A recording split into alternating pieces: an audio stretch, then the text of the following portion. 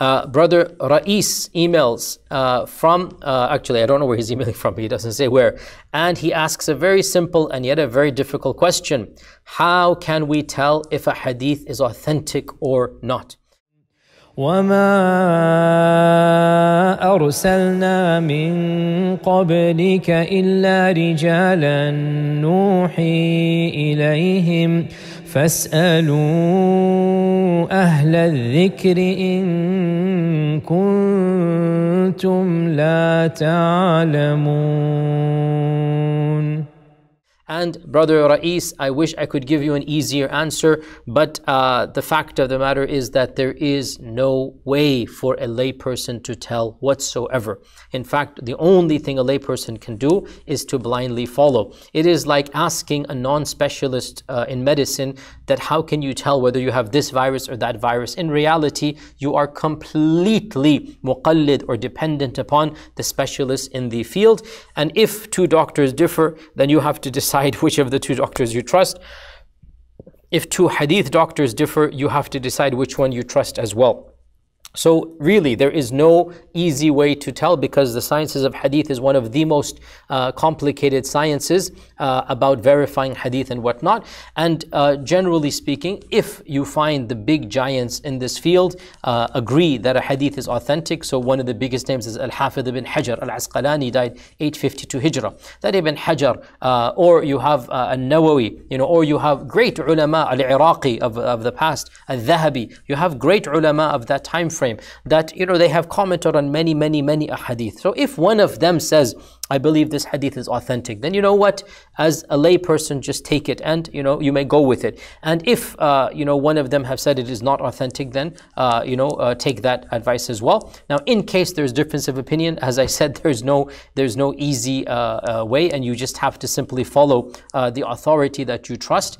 And also, by the way, so generally speaking, if the hadith is in Sahih Bukhari, Sahih Muslim, generally speaking, you may take it as authentic. The default is that those hadith are authentic. And if it is in the other four books, An-Nasa'i, Abu Dawud, Tirmidhi, Ibn Majah, in that order, that these are, generally speaking, the bulk of them are authentic. Nasa'i, Abu Dawud, Tirmidhi, Ibn Majah, this is the order of authenticity. Ibn Majah is the least of the six. And if a hadith is only in Ibn Majah, then that is sometimes problematic. But still, generally speaking, these six books are more well known and more respected than the other books, and that's why they're called the six books.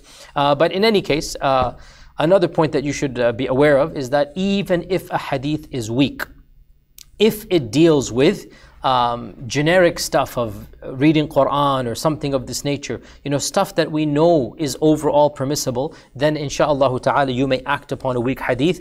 Weak hadith may be utilized in nafil, in supererogatory rituals, in establishing a specific time or place of a ritual that is already established in the Sharia. So if a hadith comes and says, recite this surah, okay, well, even if it's weak or not, no big deal, recite the surah, it's the Quran in the end of the day, So it is permissible to use da'if hadith, and this is the position of Imam al-Bukhari himself, by the way, and Imam Muslim, and basically every single major scholar of hadith in Islamic history has allowed the use of da'if hadith with a number of conditions. You may not use da'if hadith for halal and haram and for theology. You may not use da'if hadith, but other than this, one can be a little bit more lax in any case. So that answers your question, and I hope that inshallah it doesn't confuse you more, because in the end of the day there is an element of blind following that needs to be done. Wallahu ta'ala alam. Also, by the way, realistically speaking, ulama have track records, and certain ulama are far more careful when they quote hadith than others. So find out from the specialists and experts, like, hey, if I listen to this particular shaykh or da'i, overall, how are his hadith? What is his stance or whatnot? Does he point them out? Is he or is he very careless? So you may also use this as a judge mark for yourself. In the end of the day, لا يكلف الله نفسا إلا وسعها. You are not held accountable for that which is beyond your area of expertise. Follow whom you think is knowledgeable and pious, and Allah will not ask you more than that. يا من أجبت دعاء نوح فانتصر وحملته في فلكك المشحون يا من أحال النار حول خليله روحا وريحانا بقولك كن